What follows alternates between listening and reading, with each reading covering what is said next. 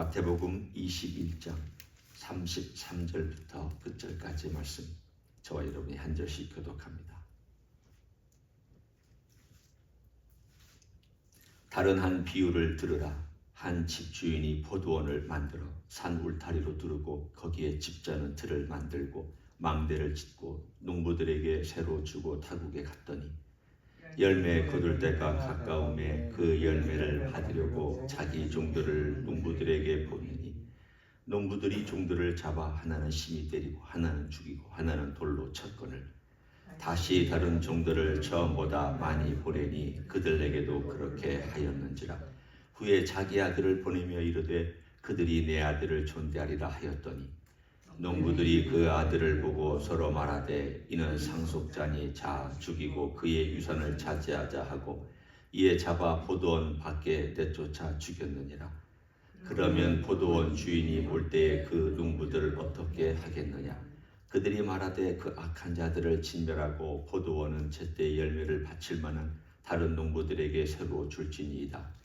예수께서 이르시되 너희가 성경에 건축자들이 버린 돌이 모퉁이의 머릿돌이 되었나니 이것은 주로 말미암아 된 것이요 우리 눈에 기이하도다 함을 읽어본 일이 없느냐.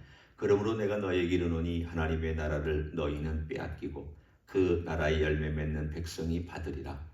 이 돌 위에 떨어지는 자는 깨지겠고 이 돌이 사람 위에 떨어지면 그를 가루로 만들어 흩으리라 하시니 대제사장들과 바리새인들이 예수의 비유를 듣고 자기들을 가리켜 말씀하신 줄 알고 잡고자 하나 무리를 무서워하니 이는 그들이 예수를 선지자로 안이었더라.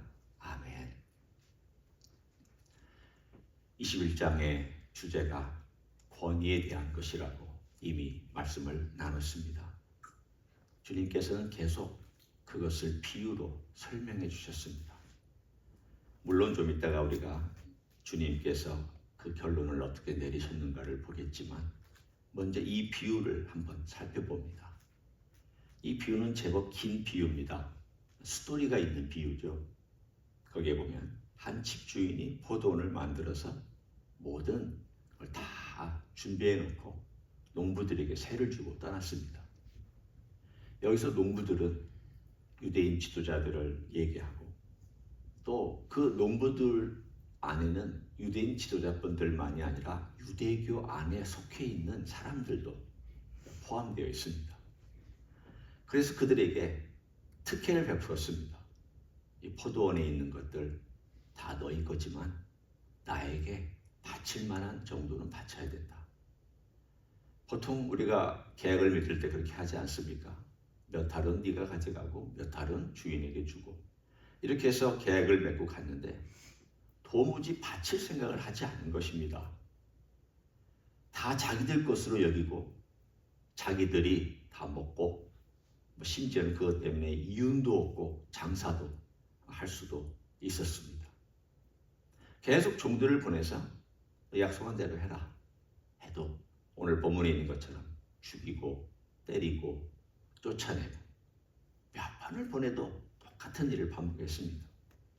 그래서 최후에 아들을 보내면 이제 일이 해결되겠거니라고 했는데 그 아들을 죽이고 바깥에 내어 쫓아 그 시체를 내어버렸다. 이 이야기가 오늘의 주된 이야기입니다. 그리고는 주님께서 질문을 하셨습니다.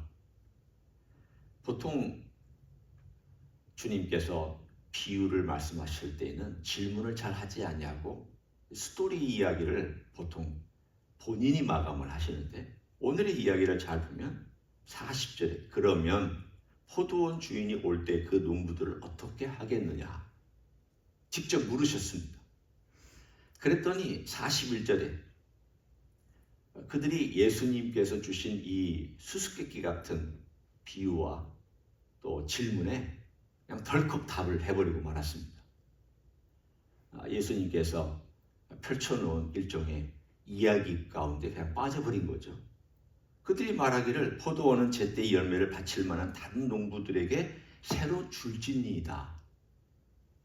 그리고 그 앞에 뭐라고 말했냐면 이 말이 더 사실은 좀 어떻게 생각하면 소름이 돋을 만한 그런 말입니다.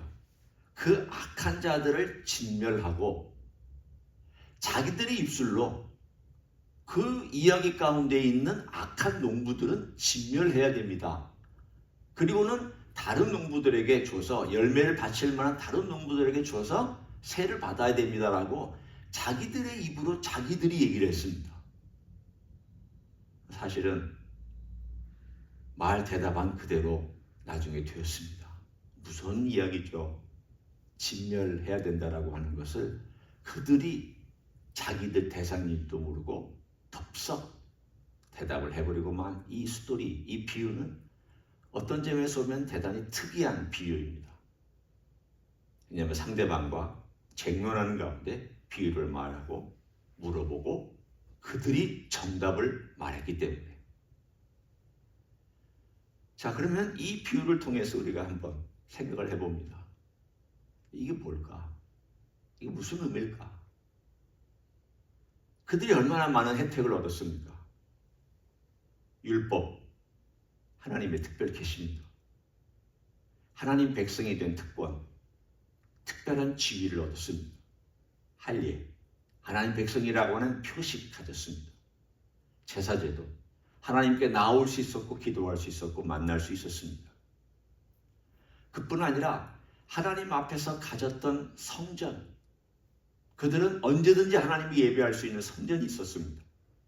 제가 지금 손가락으로 꼽은 이 5개만 하더라도 어느 하나도 다른 민족이 가져본 적이 없는 특권을 가졌습니다. 어느 민족이 이런 특권을 가졌습니다. 그래서 이 5가지 특권을 가지고 이 땅 위에서 하나님을 섬기라고, 열매를 맺으라고, 이웃에게 본이 되라고, 사랑을 베풀며 살고, 그리고 나에게 영광을 돌리는 삶을 살으라고 하나님께서 열매를 기대하셨는데 열매가 없습니다. 몇 년 동안이나. 그들이 모세를 필두로 해서 모세를 통하여서 가나안 땅으로 온 약 한 1400년 동안 하나님께서 기다리셨습니다. 다윗 때 조금 나은 듯이 보였지만 그러나 백성들의 마음은 달라진 게 아무것도 없었습니다. 결국은 그들은 열매를 맺지 못하고 예수님 때까지 왔고 드디어 예수님이 이 땅에 하나님의 아들로 오셨습니다. 자, 이 이야기 가운데 그들이 물은 2가지 질문에 대한 답이 이미 나왔습니다. 오늘 그 질문이 뭔지 다시 한번 어제로 돌아가서 함께 나눕니다. 23절을 한번 보십시오. 예수께서 성전에 들어가 가르치실세 대제사장들과 백성의 장로들이 나와 이르되 네가 무슨 권위로 이런 일을 하느냐?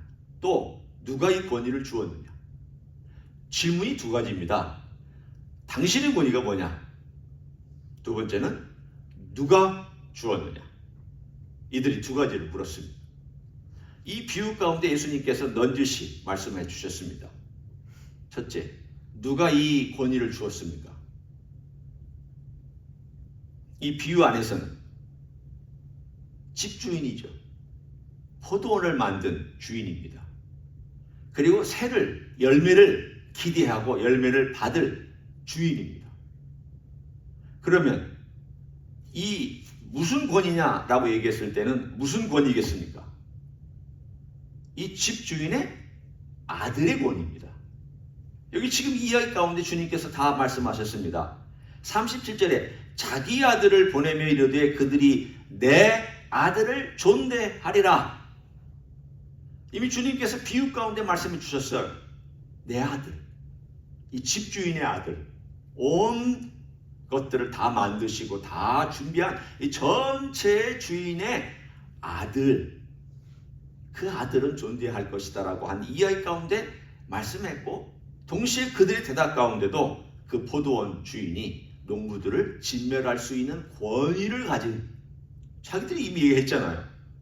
그 악한 자들을 진멸하고 포도원을 제때 열매를 바칠 만한 다른 농부들에게 새로 줄 수 있는 권위를 가진 집주인. 이미 자기들도 말을 했습니다. 그게 누구냐? 하나님, 그리고 하나님의 아들. 이 권위를 예수님께서 이 비유를 통해서 그들에게 정확하게 전달해 주었습니다.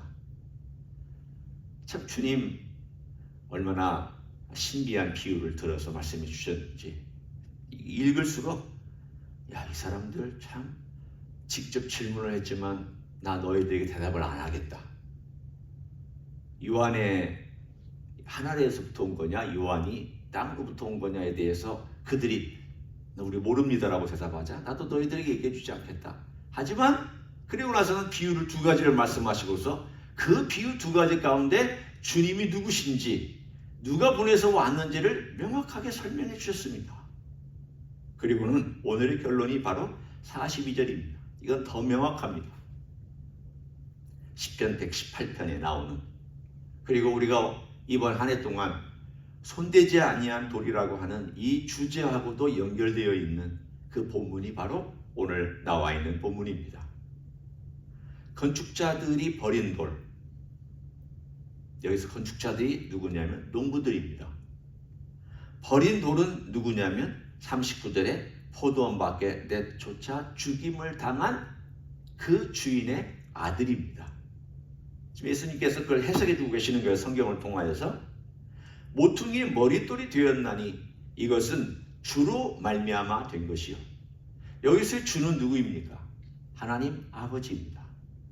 이 집주인입니다. 그러니까 이 집주인이 아들을 보냈는데 이 아들이 인간이 손대지 못하는 돌입니다. 인간이 다듬을 수가 없습니다. 건축을 하려면 보통 인간이 다듬어서 써야 됩니다. 거친 돌은 쓸 수 없습니다.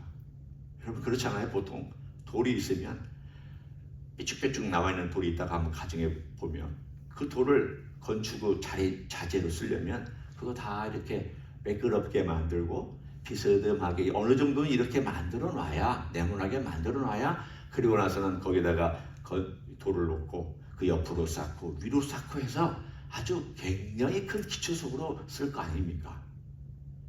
대부분의 건축가들은 다 그렇게 할 것이고 다 그렇게 해왔습니다. 그런데 이 돌은 다듬을 수가 없습니다. 인간이 손을 낼 수가 없습니다. 왜냐하면 하나님이시니까. 하나님이 인간을 손대시는 거지 어떻게 인간이 하나님을 손댑니까? 말이 안 되는 일이잖아요. 그런데 이 사람들은 하나님을 손대려고 한 사람들입니다.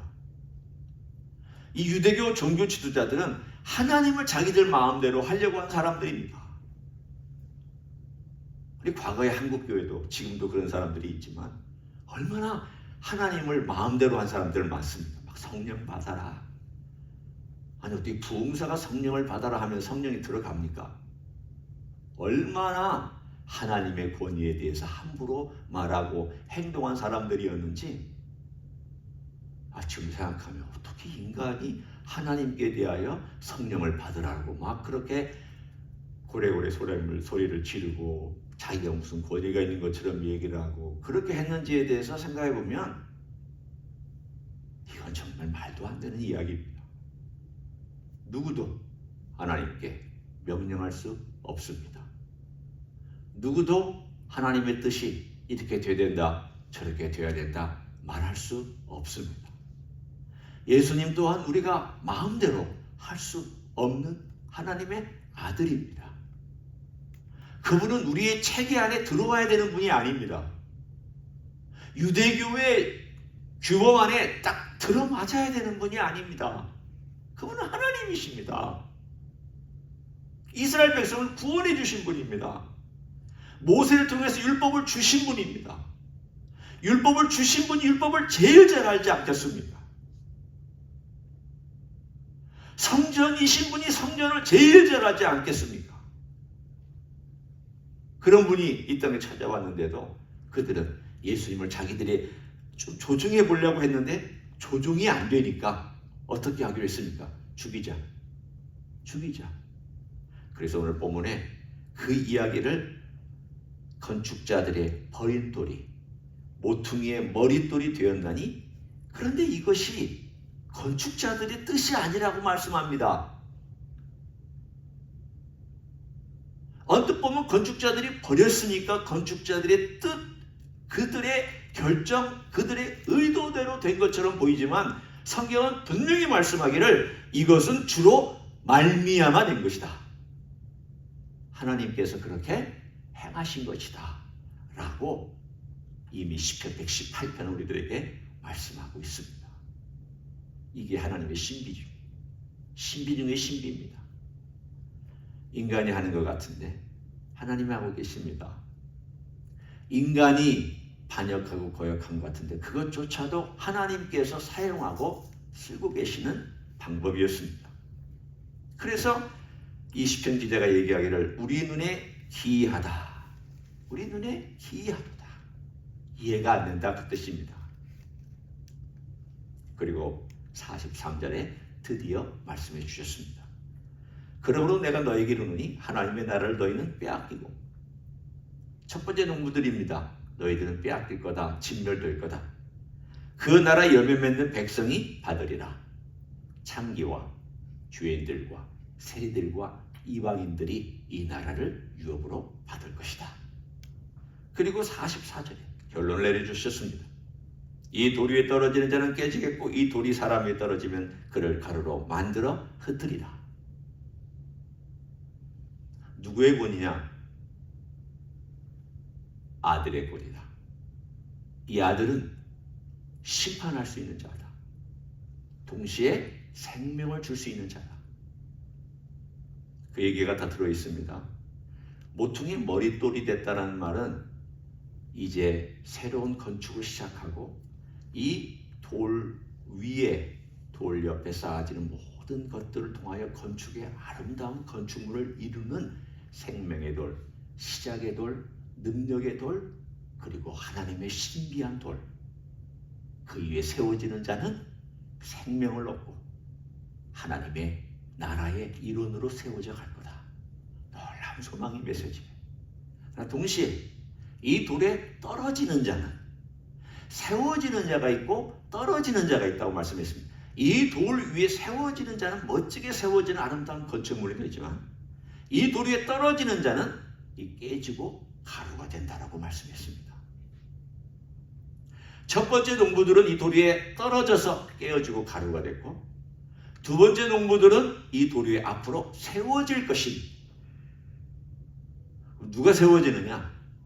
이제 우리들에게 적용하면 여러분이나 제가 그 돌 위에 세워지는 자가 되었고 그 돌 위에서 하나님 나라를 유업으로 받는 사람들로 오늘 본문에 나와 있는 모퉁이의 머릿돌이 되어 새로운 건축물의 일원이 되었다. 그리고 일원이 되어서 이제 너희들도 순종하며 사는 삶을 살도록 부름을 받았다. 그러면 이제 우리에게 적용하기를 원합니다. 오늘 여기에 키워드가 있습니다. 물론 권이라는 게 키워드지만 그러나 이 스토리 가운데 중요한 메시지가 나오는데 열매 맺는 혹은 열매를 바칠 만한 41절을 잘 보시고요. 그 43절도 한번 살펴주시기 바랍니다. 그들이 말하되 그 악한 자들을 진멸하고 포도원은 제때 열매를 바칠 만한 다른 농부들 아주 대답을 잘했습니다. 그랬더니 43절에 예수님께서 그 대답에 대해서 확인해 주셨습니다. 그러므로 내가 너희에게 이르노니 하나님의 나라를 너희는 빼앗기고 그 나라의 어떤 백성입니까? 열매 맺는 백성입니다. 열매 맺는 백성. 교회 안에 들어와 있다고 다 하나님의 나라에 들어와 있는 건 아닙니다. 하나님의 나라에 들어와 있는 사람은 열매를 맺는 사람입니다. 열매를 맺게 되어 있고 열매를 맺어야 합니다. 열매가 없다라는 것은 하나님의 나라에 들어와 있는 것이 아닙니다. 때문에 이것은 특권이면서도 우리에게 주시는 경고이기도 합니다. 하나님 나라에 들어오면 참 좋은 거다. 멋진 거고 아름다운 것이고 그러니까 동시에 내가 열매를 맺고 있나? 나는 열매가 있나? 제가 두 군데 읽어드립니다. 먼저 긍정적인 메시지부터 한번 제가 읽어드립니다. 베드로전서 2장을 한번 살펴보도록 하겠습니다. 우리의 적용이기 때문에 우리가 어떻게 앞으로 이것을 열매 맺는 삶으로 살아야 되는지에 대해서 한번 적용하기 원합니다. 베드로전서 2장입니다.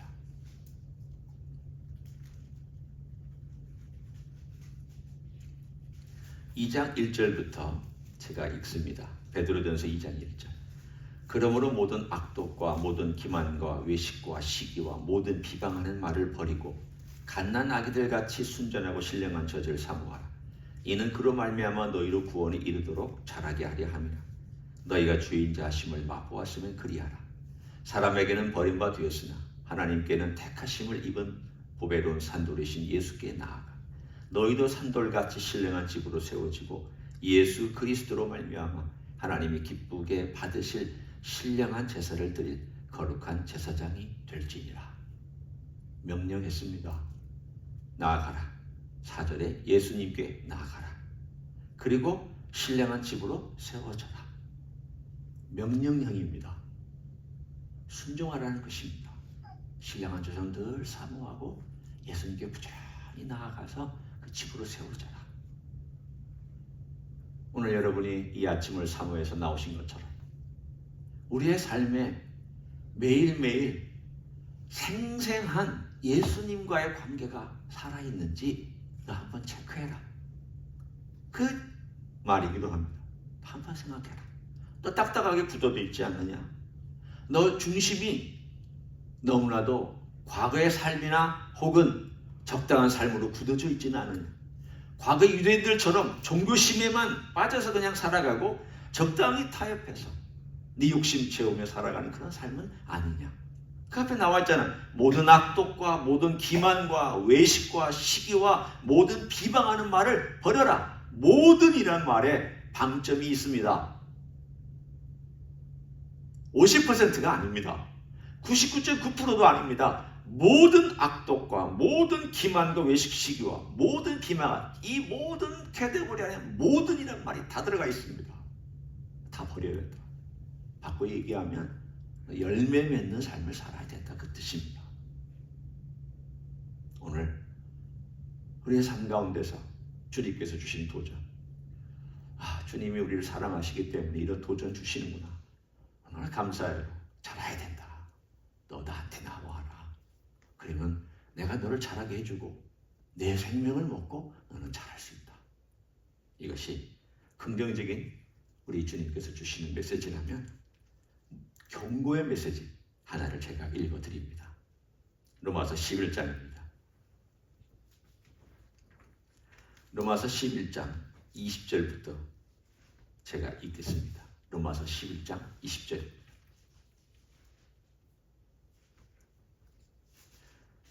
옳도다. 그들은 믿지 아니함으로 꺾이고 너는 믿음으로 섰느니라. 높은 마음을 품지 말고 도리어 두려워하라. 하나님이 원가지들도 아끼지 아니하셨은즉 너도 아끼지 아니하시리라. 그러므로 하나님의 인자하심과 준엄하심을 보라. 넘어지는 자들에게는 준엄하심이 있으니 너희가 만일 하나님의 인자하심에 머물러 있으면 그 인자가 너희에게 있으리라. 그렇지 않으면 너도 지킨 바 되리라.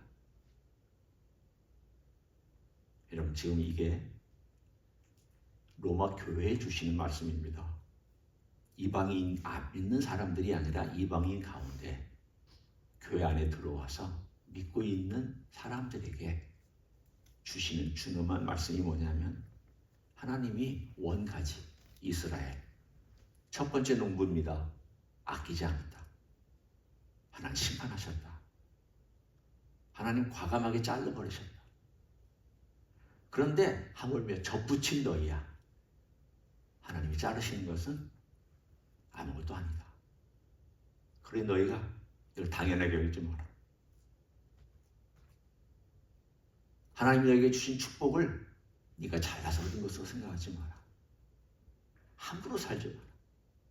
열매 없는 삶 살지 마라. 열매 안 맺으면 하나님 과감하게 자르실 수 있다. 무서운 경고의 말씀입니다. 오늘 우리가 이 시대에 살면서 따라서 인자하심과 준엄하심을 동시에 말씀하고 있지 않습니까? 22절에 하나님의 인자하심과 준엄하심을 동시에 말씀하고 있는데 그 인자하심 앞에 늘 머물고 내 마음이 두렵고 떨리는 마음으로 그 인자하심 앞에 늘 서고 내가 우리 주님을 정말 사랑하고 있나? 내가 주님께서 내 주변에 주신 내 사랑하는 형제와 자매들을 내가 정말 사랑하고 있나? 그 인자하심에 내가 머물고 있나? 나는 정말 그 주님의 인자하심 안에서 열매를 계속 맺고 살아가고 있나? 아니면 여전히 옛날 방식, 옛날 생각, 옛날 그러한 습성대로 살아서 열매가 있는 건지 없는 건지 모르는 그런 삶을 살아가고 있나? 로마서의 11장은 우리들에게 위로와 경고를 동시에 던져주고 있습니다. 오늘 하루도 주님의 그 인자하심 안에 풍성히 젖어서 그 인자하심을 먹고 그 인자하심으로 열매를 맺는 여러분이 되시기를 예수님의 이름으로 간절히 축원합니다. 기도하겠습니다. 함께 동성으로 기도합니다. 하나님 말씀은 늘 우리들에게 위로와 권면도 하시지만 경고와 경책도 하십니다. 두렵고 떨리는 말씀입니다. 어떨 때는 하나님 아버지 앞에 서는 것이 너무 두렵고 떨리고 그 말씀 앞에 나를 비춰보는 것이 두렵고 떨리는 일이 많습니다. 그렇지만 이 두렵고 떨림은 동시에 하나님 아버지 앞에 있다는 뜻이기도 합니다.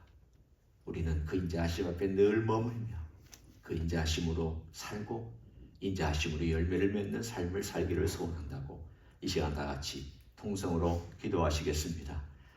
하나님 아버지 감사합니다. 오늘도 우리가 주님 앞에 있습니다. 아버지 하나님이여 우리의 삶 속에서 우리가 우리 스스로를 주님의 은혜에 비추어 봅니다. 말씀 앞에 비추어 봅니다. 우리가 어떻게 살고 있는지를 다시 한번 깨달아 알고 걸어가기를 소원합니다. 주님 안으로 살지 않기를 원합니다. 어리석은 가운데서 옛날의 습관대로 걸어가지 않기를 원합니다. 주님이여 바뀐 삶을 살게 해주시고 열매 맺는 삶을 살아갈 수 있도록 축복해 주시기를 원합니다. 하나님 아버지여 저희를 불쌍히 여기시옵소서. 주님 이의 변하지 않는 모습을 불쌍히 여기시고 성령의 역사하심으로 저희를 변화시켜 주시옵소서. 성령께서 역사하셔서 열매 맺는 하나님의 종들이 되게 하여 주옵소서. 이 세상을 살아가는 동안 험하고 거칠고 힘들고 어렵고 깨지고 아프고 곤고할 때마다 우리 주님 앞에 와서 무릎 꿇으며 주님의 은혜를 구하는 종들이 되기를 원합니다. 주님께서 들으시고 인도해 가실 것을 믿습니다. 주님 열매 맺는 백성이 되기를 원합니다. 주님 열매 맺는 농부가 되기를 원합니다. 주님께서 맡겨주신 귀한 일들 가운데 우리 주님께 열매를 바칠 수 있는 하나님의 종들이 되게 하시고 죄와 하늘의 하나님의 아들이신 우리 주 예수 그리스도의 성하심과 인자하심과 그리고 우리를 위하여 죽으시고 놀라운 일들 행하시는 앞에 주님 오늘도 신령한 집으로 지어져가는 놀라운 역사가 있기를 원합니다. 날마다 주님 앞에 나와 신령한 집으로 지어져가게 하시고 신령한 제사장이 되게 하여 주시고 우리 주님 앞에서 참으로 많은 열매를 맺는 귀한 종들이 될 수 있도록 축복해 주시기를 원합니다. 우리 모두에게 그런 은혜를 불어주시고 그렇게 살아갈 수 있도록 주님은 축복하여 주시옵소서. 함께 하시는 주님을 바라봅니다. 주님 손으로 덮어주시기 원합니다. 능력의 형중 가운데 붙들어 주시며 갈 길을 인도하사 우리 주님의 뜻을 이루어 주시기를 원합니다. 감사를 드립니다. 하나님 아버지 감사합니다.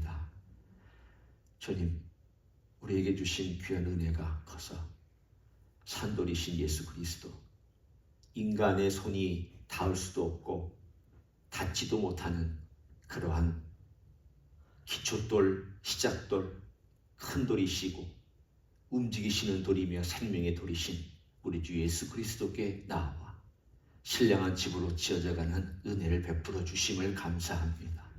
주님 그 생명을 먹지 아니하면 그 인자하심을 먹지 아니하면 그 은혜 안에 거하지 아니하면 우리는 아무것도 없는 껍데기에 불과할 뿐입니다. 주여 껍데기 붙잡고 사는 인생이 아니라 예수님의 생명을 붙잡고 살아가는 인생이 되게 하여 주시옵소서. 열매 맺는 인생이 되게 하여 주시고 풍성한 열매를 맺는 하나님의 종들이 되게 하여 주시옵소서. 이제는 우리 그 주 예수 그리스도의 은혜와 하나님 아버지의 극진하신 사랑과 성령 하나님 교통하심의 역사가 오늘도 우리 주 예수 그리스도의 생명과 은혜와 능력과 모든 것을 의지하고 살기를 소원하는 이 자리에 참여한 모든 종들 위해와 주 임재 히스교회 위해와 이민교회들, 광곡교회들과 선교사님들 위해 이제로부터 영원히 함께 하실지어다. 아멘.